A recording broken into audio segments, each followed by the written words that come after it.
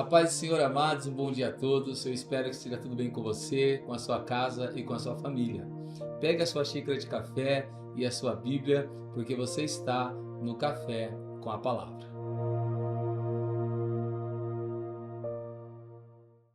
Amados, nós temos meditado muito, a respeito da importância do discipulado, a importância de aprendermos sobre Jesus e seguirmos ele, cumprirmos a nossa chamada. E o Senhor tem colocado no nosso coração a necessidade de continuarmos com essa visão, entendendo que a igreja precisa assumir o seu papel como um discípulo. E agora, não somente como um discípulo que está recebendo, mas um discípulo ativo, um discípulo que vai agora deixar de receber para levar. E o nosso texto de hoje, dessa manhã, se encontra em Atos dos Apóstolos, capítulo de número 1, a partir do verso de número 3. Atos dos Apóstolos 1, 3. E a Bíblia Sagrada vai nos dizer assim: depois de ter padecido, Jesus se apresentou vivo aos seus apóstolos, com muitas provas incontestáveis, aparecendo-lhes durante 40 dias e falando das coisas relacionadas com o reino de Deus. E comendo com eles, deu-lhes esta ordem. Observa que não é um pedido, é uma ordenança. E ele diz assim: não se afastem de Jerusalém, mas esperem a promessa do Pai, a qual vocês ouviram de mim, porque João, na verdade, batizou com água, mas vocês serão batizados com o Espírito Santo dentro de poucos dias. Então, os que estavam reunidos com Jesus lhes perguntaram: será este o tempo em que o Senhor irá restaurar o reino de Israel? E Jesus respondeu: não cabe a vocês conhecer tempos ou épocas que o Pai fixou pela sua própria autoridade, mas receberão poder ao descer sobre vocês o Espírito Santo, e serão minhas testemunhas, tanto em Jerusalém, como em toda a Judéia, Samaria e até os confins da terra. Amém? Bom, a palavra de hoje vai nos mostrar que, após a ressurreição de Jesus, e ele ter aparecido na casa para os discípulos, ter mostrado a mão, ter comido juntamente com eles, Jesus ele fica com os apóstolos mais 40 dias. E durante esse tempo, esse período, ele mostra sinais, ele relembra ensinamentos e ele começa a estimular eles a não ser uma criança que precisa ser carregada no colo.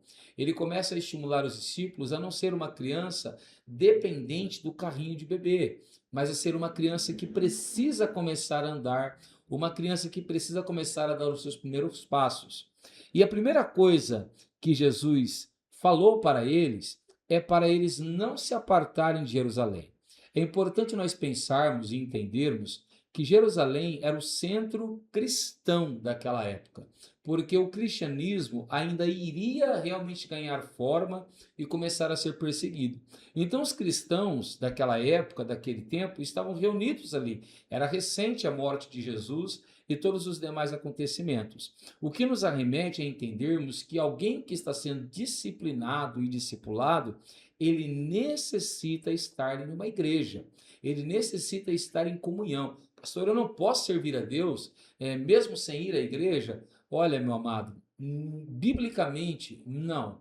Você precisa guardar a promessa do Pai junto com os demais irmãos que também aguardam ou que já receberam ela. E a segunda ordenança é que eles esperassem a promessa do Pai, que eles esperassem o Espírito Santo tão prometido, que eles ainda não conheciam, eles ainda não tinham afinidade, mas que seria agora extremamente necessário para a caminhada deles, E nós vamos ver logo em seguida que Jesus ele diz assim: olha, João batizou vocês com água, mas vocês serão batizados agora com um batismo diferente, com o batismo do Espírito Santo. A palavra batismo, ela remete a um mergulho, ela remete a você estar sobre, debaixo de alguma coisa. E aqui nos mostra que alguém que foi batizado com o Espírito Santo é alguém que é mergulhado na vida do Espírito. O que nos faz entender que os discípulos ainda não estavam completamente dominados pelo Espírito Santo. Eles ainda não tinham revestimento do Espírito Santo. E a primeira pergunta que deveria surgir é: por que eu preciso ser batizado com o Espírito Santo para ser um verdadeiro discípulo? E a resposta se encontra lá no verso de número 8, onde ele diz assim: mas vocês receberão poder ao descer sobre vocês o Espírito Santo. A palavra poder aqui vem do grego dunamis, que significa literalmente poder, mas também significa habilidade. O primeiro processo do discipulado dos discípulos envolveu ensinamento e exemplo. Nós já vimos isso várias vezes. Mas essa agora era uma segunda fase. Qual é a segunda fase? Se eu aprendi e eu tive exemplos, agora eu preciso ser capacitado, habilitado. Não me basta saber construir uma casa se eu não tiver uma colher, se eu não tiver uma pá, se eu não tiver um carrinho de mão. Ou seja, eu sei como fazer, mas eu não tenho ferramentas. O Espírito Santo ele vem para nos conceder essas ferramentas. E mais do que isso, ele vem para tirar de nós as arestas e aquilo que não é proveniente do Senhor. Ou seja, sem o Espírito Santo, meu amado, não dá para cumprir o nosso chamado. Então agora eles vão receber o dunamis, o poder, a habilidade do Espírito Santo, tanto para ter uma vida santa, quanto para curar, libertar, restaurar, profetizar e realizar todas as obras demais que é necessário para que alguém alcance ou seja alcançado por Jesus. Agora, para que eu preciso receber esse poder? Se eu sei que eu preciso ser batizado no Espírito Santo para receber ele, ele deve ter um propósito. E é verdade. O verso 8 continua dizendo assim: ao descer sobre vocês o Espírito Santo, e serão minhas testemunhas, tanto em Jerusalém, como em toda a Judéia e Samaria e até os confins da terra. Observa que a palavra testemunha vem do grego martos, que significa você presenciar, você estar diante de um acontecimento e anunciá-lo. Então, os discípulos agora seriam aqueles que iriam provar para as pessoas que eles estiveram, viram Jesus e andaram com ele, e que agora todos deveriam crer em Jesus. O meu conselho para você nessa manhã, a minha recomendação para você nessa manhã é: se você cumpriu a primeira parte do discipulado, se você tem estado em uma igreja, tem aprendido, tem recebido algo novo, se você já tem um bom exemplo para seguir, você precisa dar um novo passo. Você precisa passar de ser uma criança de colo e passar a ser uma criança que vai andar. Busque o Espírito Santo. Busque o batismo tão prometido, tão desejado. Eu tenho certeza que a sua vida não será mais a mesma após recebê-lo. E digo mais, após você receber o Espírito Santo, você terá capacidades que antes você não tinha. Você terá coragens que hoje talvez você não tenha, como a de testemunhar Jesus em qualquer lugar, em qualquer situação e para qualquer pessoa. Amém? Que Deus te abençoe nessa manhã.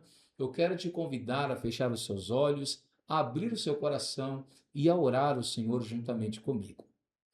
Senhor nosso Deus e nosso Pai, nessa manhã, Jesus, nós queremos clamar a Ti, queremos buscar a Tua face em oração, porque cremos que o Senhor tem nos chamado para uma obra poderosa.